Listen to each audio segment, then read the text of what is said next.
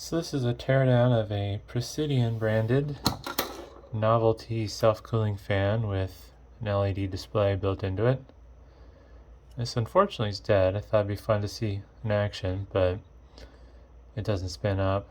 Also, the fan blades, I think they're made out of like some sort of vinyl. They've kind of gotten hard, so I don't think this thing's going to be able to spin hard enough anyways to spin them out like it's designed to. I already took the screw out for the battery. Yeah, I'm going to take apart the case.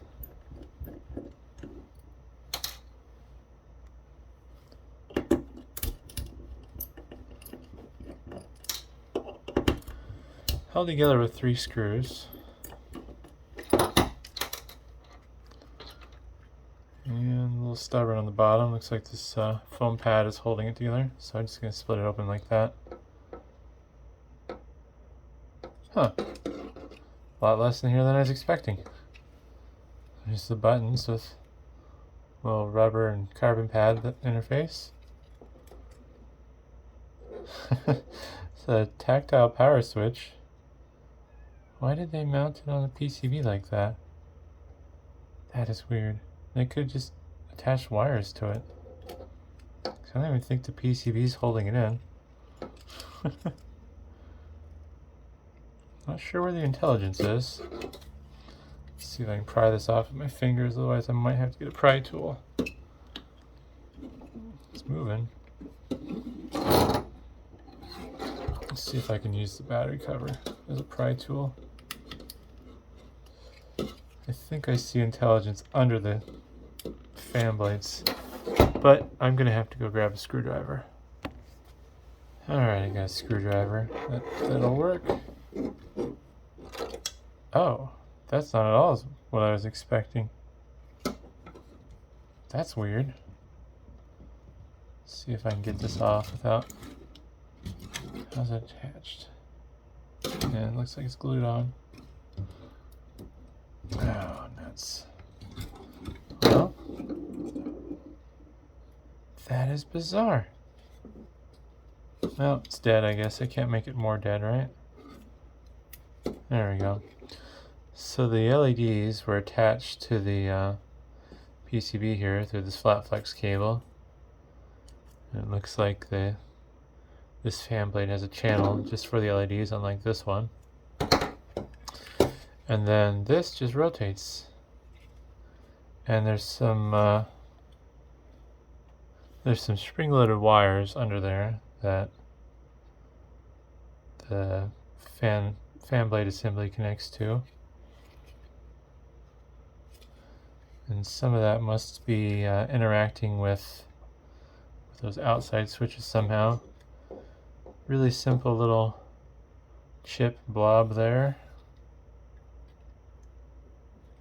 Boy, that is on there tight.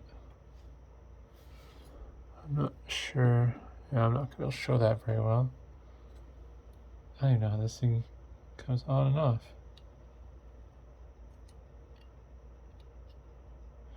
Oh, that's interesting.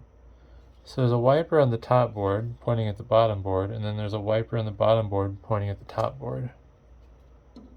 I don't understand how this thing can get... If there's only 2 contacts, how does this thing communicate with the buttons? That's what I want to understand. Oof, I don't think this is going to end well. It doesn't want to come off. Try again. This is going to be extra destructive, because there we go.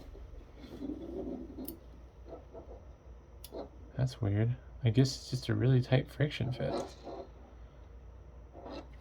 Huh. So there's only 2 contacts, I think. Oh no, there's 3. So there's the spring that's contacting this inner ring, and then there's this wiper that's contacting this outer ring, and then this wiper on the top PCB contacts the outer ring on the board on the fan side of things. So how in the world do these 3 buttons program this then? That's weird. Huh. It's not at all what I was expecting in here either. I was assuming it'd just be a board on the bottom, but I guess it makes sense on why you'd have to have the intelligence as part of the fan blade assembly, because however they're achieving this, they're doing this with a lot less contacts than the number of, if I can zoom in on that, get clear, number of leads going to that LED assembly. Well, let's see what else we can get in there. I couldn't tell you why this thing stopped working though. That's above my head. It just didn't work, so I just figured, well, let's tear it apart. Let's see what's inside. I think this fan, or the motor for the fan, I mean, should just push right out. Yep. Little filter cap on there. I wonder if that's to cut down on the noise the motor makes for the to protect electronics from interference. Oops, I'm still zoomed in. A filter cap, and then there's a piece of copper grounding the shaft to the motor's housing. This all must be noise reduction purposes. Oh wow, they even have the lead grounding the body of the motor. Huh. Yeah, I'm no expert, but I'm guessing that they had to do all this because the motor was generating too much noise and it was interfering with this tiny little blob on the board. They even have more tiny little electrolytic and then a surface mount component. So, yeah, that was interesting. A lot different than I was expecting to see inside of this. But thanks for watching.